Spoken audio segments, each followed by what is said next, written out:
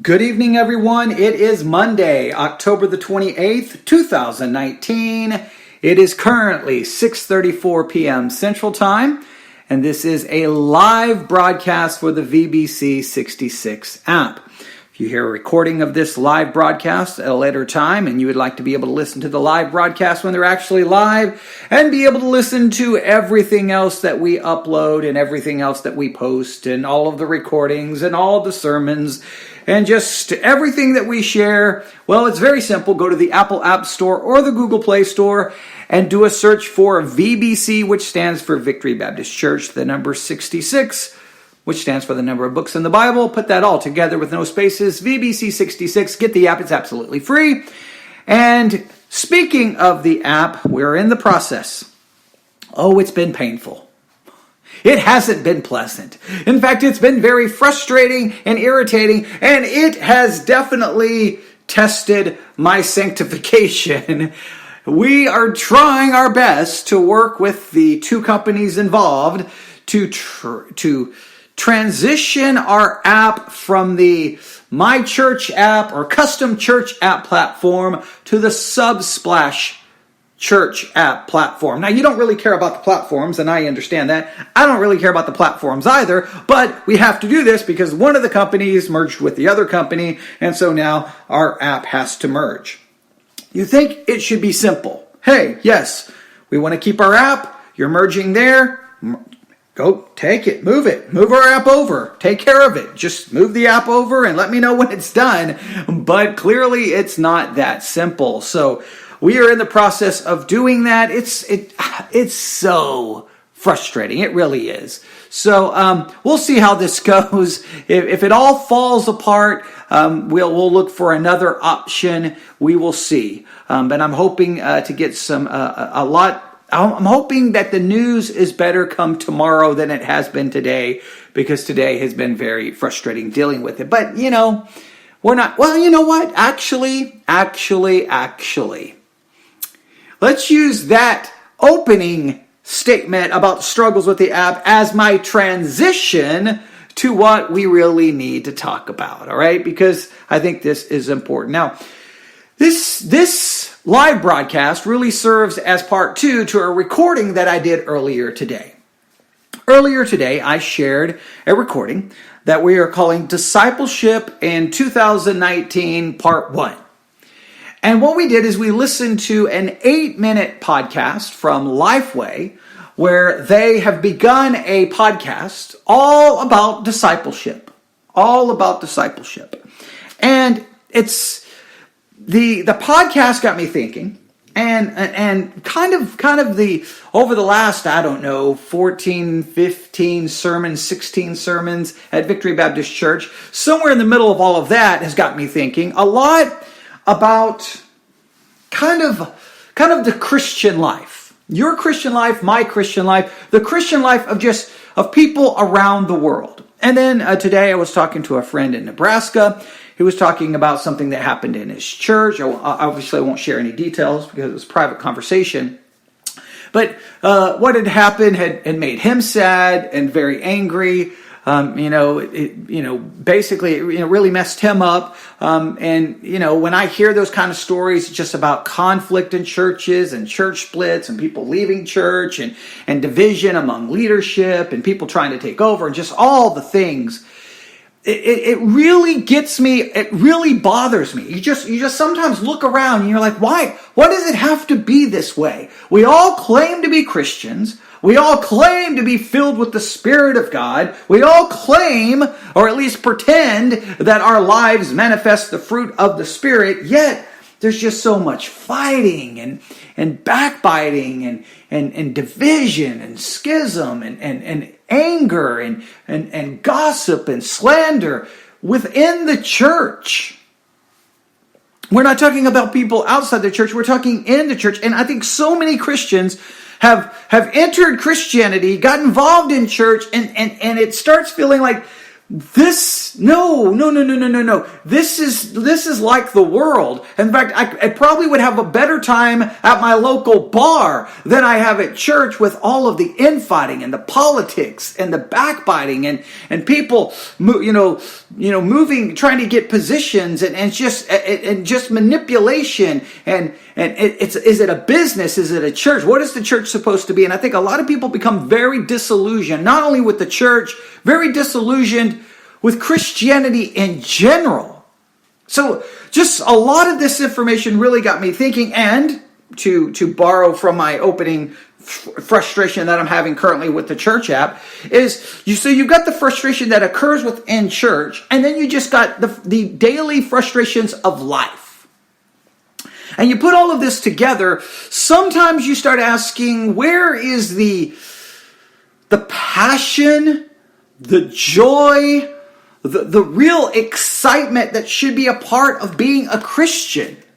Now, we all know that and in the part 1 in the podcast that we listened to, they describe the Christian life as a walk. It is a walk, and I agree with that idea. It's also sometimes referred to as a race. We're running a race. We're walking. It's a walk. It's a race. There's a lot of different metaphors and symbolism used to describe the Christian life. Sometimes we like the idea of a walk. Sometimes we like the idea of a race. Both are obviously speak of progress. Both of speaking of moving forward. Both speak of effort. And we know that as you live your life, there's frustrations and there's ups and there's downs and there's things that get in the way of your spiritual life, right? When you're getting frustrated and you got problems and you got responsibilities and you got day-to-day activities, sometimes that gets in the way of your spiritual life. You're focused on the here and now. You're focused on physical things you have to do, and your spiritual life takes a back seat. And this creates a situation where we're not spiritually minded, we're fleshly minded, and then this fleshly mindedness creeps into the church, and then the church becomes a place of a lot of fleshly minded people who act in fleshly ways. We get fleshly results, and then people become disillusioned. Not only should they be disillusioned with the church, at times they should be disillusioned with themselves, because if we look in the mirror, I think we all see, wait a minute, this is not what I thought Christianity was going to be.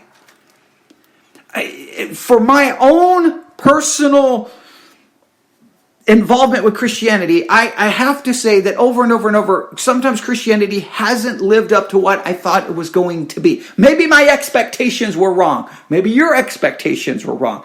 But I really believed it was going to be this new journey filled with a passionate excitement about God and the things of God.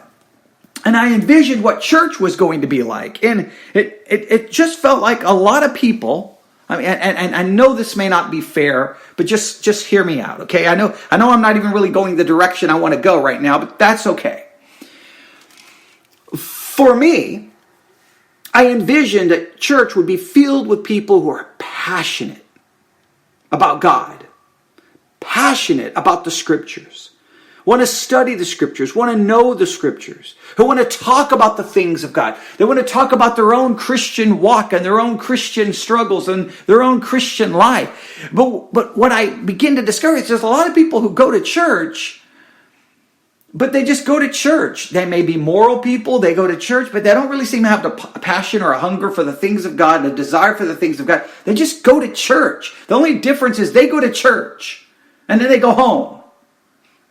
They don't really want to talk about the Scriptures. They don't want to talk about their spiritual walk. They don't want to talk about what God is doing in their life, quote unquote. It's just, I go to church. I don't drink. I go to church. I don't go to the strip club. I go to church. I don't listen to that kind of music. I go to church. I don't watch those kinds of movies, right? And it's like, okay, Christianity has got to be more than just a new morality.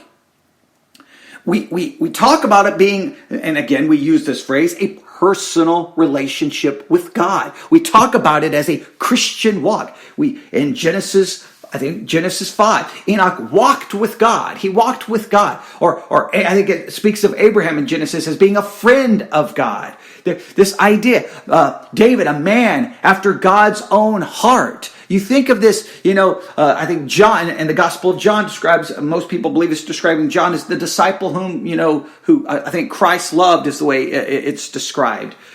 There's a passionate, emotional kind of description of the Christian life at times. And I know it can't always be about feelings. I understand that. But Christianity should be filled with people who are all on a Christian walk, who desire to grow spiritually, who care about their spiritual life as much, if not more, than their just daily physical responsibilities. They care about their spiritual life. They want to grow spiritually, and not just knowing, but spiritual growth. Not just knowledge, but spiritual growth, true spiritual growth.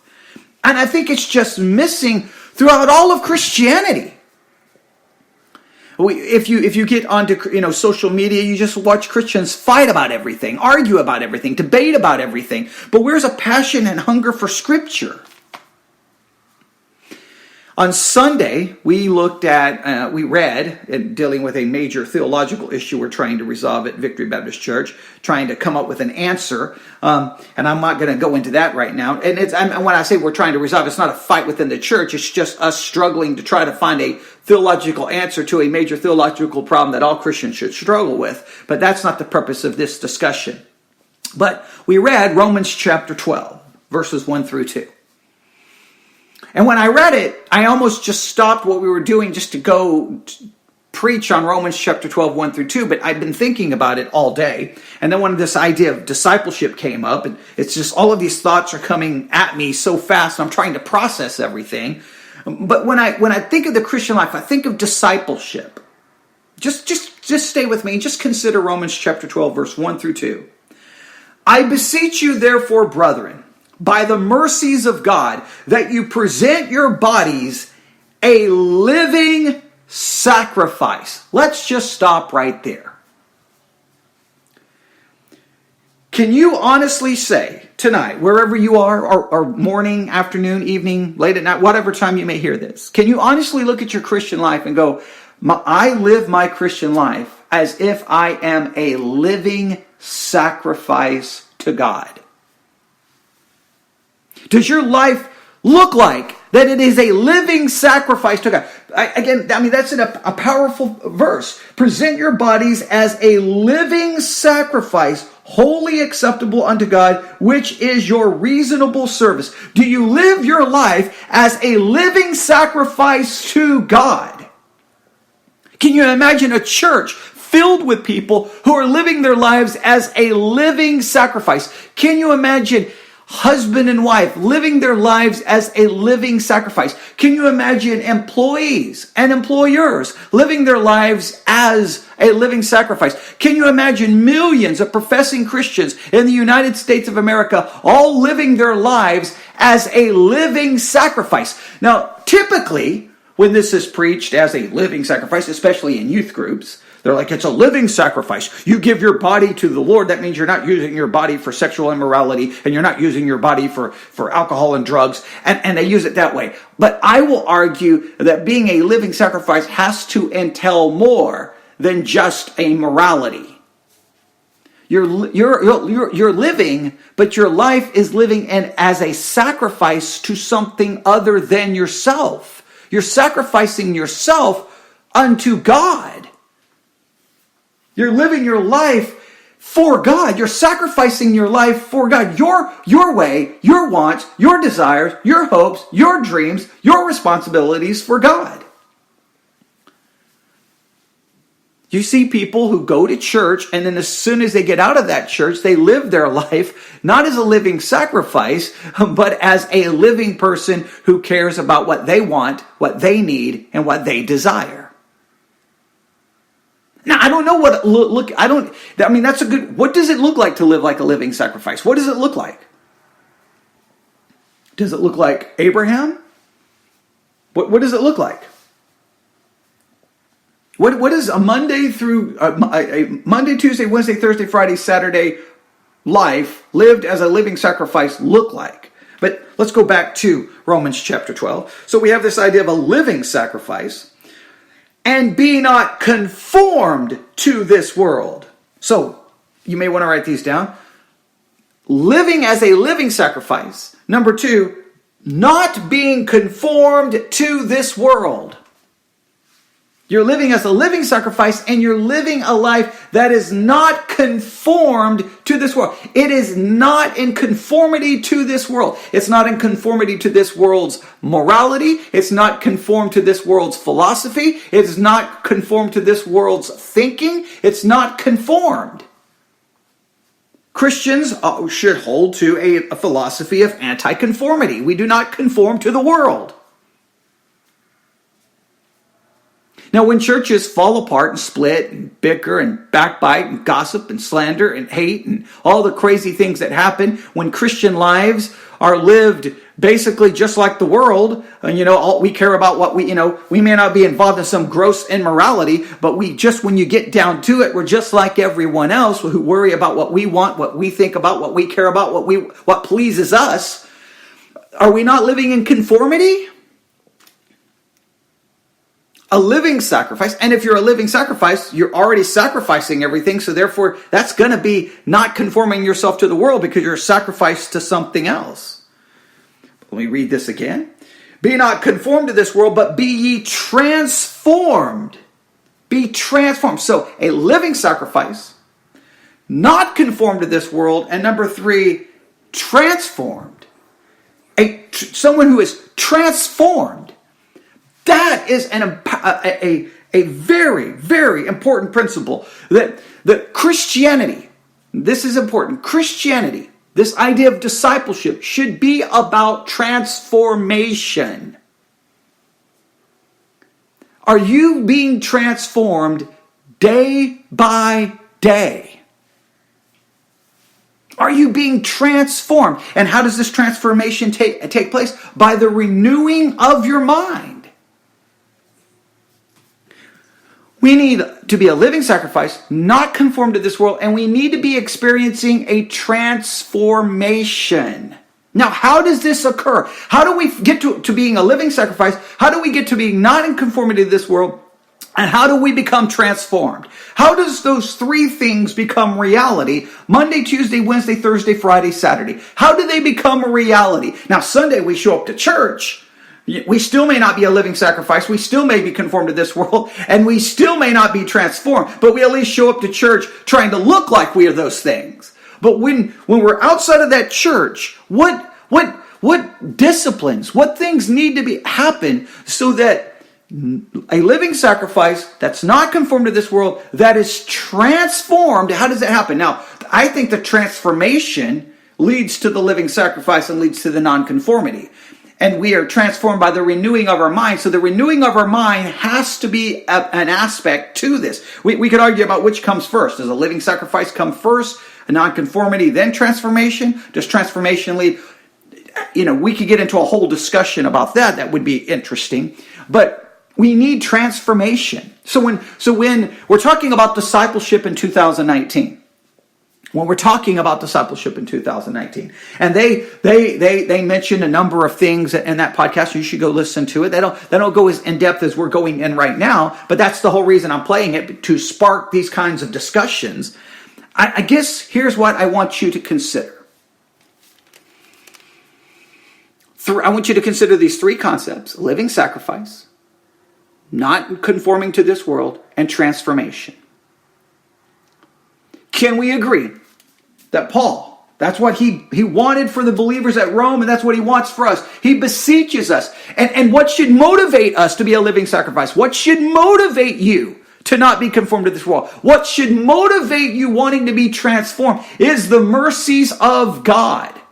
The eternal God who is holy, who does not need you, who does not need me because he is perfect and complete in himself. He yet created us. And not only did he create us, even though knowing we would fall into sin, he then sent his only Son, his only begotten Son, Jesus Christ, eternal God, and true man, to die as a sacrifice to redeem us and bring us back into relationship with him. That mercy to save us, to redeem us, that mercy to do that should motivate us to want to live as a living sacrifice to want us not to be conformed to this world. We want to be conformed to the image of his Son and to be transformed by the renewing of our mind. And I can guarantee you, this transformation, right? This living sacrifice, this not be conforming to this world, it just doesn't happen by accident. There has to be something in place. And churches have been trying to figure this out for 2,000 years. What can we do? What can we do? How can we get people to, what can we do to help people in this transformation process? What can we do? There are people tonight, Christians tonight. It's Monday evening. I don't know what Christians do on Monday evening. I don't know. Are they going to make any time for their spiritual health? Are they going to make any time for their spiritual growth? Are they going to make any time for their spirit? They're going to take care of all their physical needs today. They're going to take care of all of their worldly responsibilities today. But are they going to spend any time in something that will lead to them being a living sacrifice on Tuesday, to not being conformed to the world on Tuesday, to being transformed on Tuesday? It's not just going to happen by coming home, taking care of a responsibility, make some food, watch a little TV, sit around. Something spiritual has to happen, something meaningful. And I think that's the whole thing with that with Lifeway. They've produced so much material to try to put in the hands of Christians, but I've seen it so many times. You can put all the material in the world in the hands of Christians, and they're going to go home and they're going to do exactly what they want. How do you move them to not do what they want, but to act? Here's the question. How do you move Christians to want to be transformed, to want to be a living sacrifice, to want to not be conformed to this world, to want a hunger and a passion and a zeal for God, so that they will take some time meditating on God's word, praying? How do you get Christians who want to get together, not just for fun and fun and food that they call fellowship, but to get down to meaningful fellowship, to get together to talk scripture? How do you get Christians to share about where they are in their spiritual life and to truly talk about spiritual, meaningful things? I think discipleship in 2019, it turns into, what method can we use to get people discipled? And it goes beyond a method. It goes to, there's got to be an emphasis that, hey, look, everyone, look, I know life is busy. I know life is filled with frustrations and responsibilities. But you are not just a body. You're not just a person trying to get to retirement.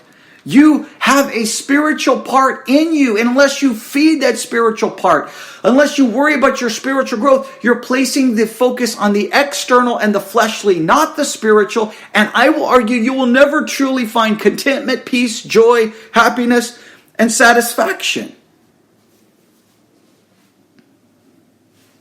All right, there's a lot more I could say. I wanted to go through Lifeway published. I have it right here in front of me, I think. They published, where is it? Creating a discipleship pathway. And they give the signpost, if I can speak right, the signpost of discipleship. Let me see, I'm moving ahead here. Yeah, the signpost of the discipleship pathway, or signpost of what discipleship is. Here are the signposts. If you're going to know, like if you're on a journey and you're walking, or you see signposts knowing how far you've come and how far you need to go, right? There's signposts letting you know. All right. Well, on the pathway to discipleship, there's some signposts that you have to have if you're going to really get to this idea of a disciple. I think until you get to this idea of a living sacrifice, to not conforming to this world, to truly being transformed, there's some signposts that must be in every person's life. The problem is, if I go through these, well, it's going to take a long time, but we'll get back to them. They mentioned all 8 of them in part 1. You can go and listen to this if you haven't listened to part 1. They mentioned all 8, and where we will talk about them. But again, if you look at the 8, it turns into how some people will perceive it as, oh, this is a program. These are things I have to do. This is responsibility. And there's got to be a different way. There's got to be There's got to be some way to get Christians to enter the path of discipleship and not just view it as, oh, you're going to give me a Bible study guide and I've got to go home and do it. No, it should be, man, my spiritual life needs some help. Thank you for this material.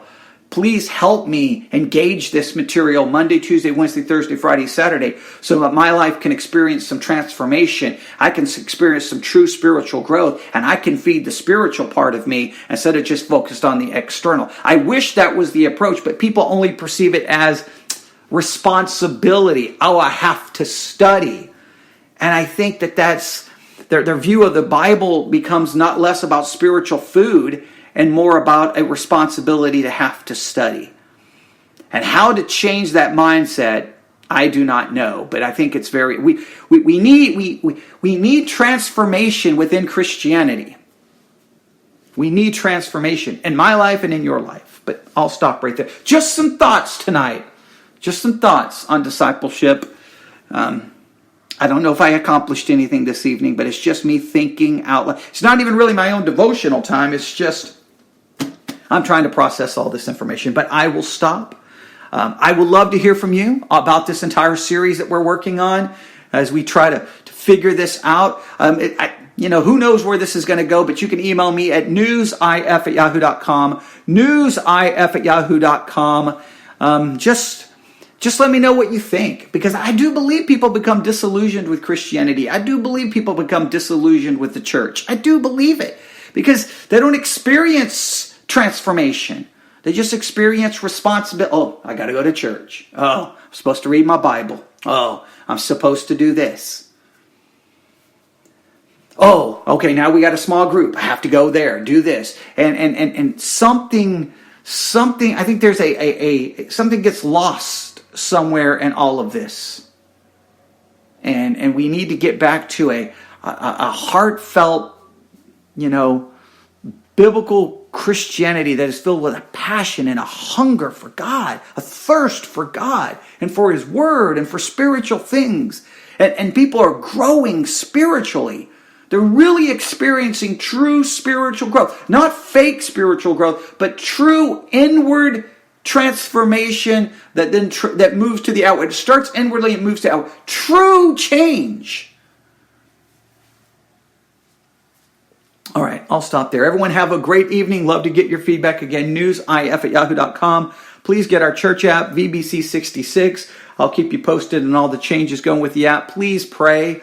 There's a lot of financial, things we have to get past on dealing with this issue. So just pray that it all works out and that we do have a working app that will be beneficial to everyone. All right, everyone have a great night. I'd love to get your thoughts on this ongoing subject that we are discussing, discipleship in 2019. Go back and listen to part 1 if you missed it. This is part 2. There'll be a mixture of recordings, live broadcast, and we'll just see. Sometimes I start an idea and we'll go for a little. It depends on feedback. Feedback is always critical. All right, everyone have a great night. God bless.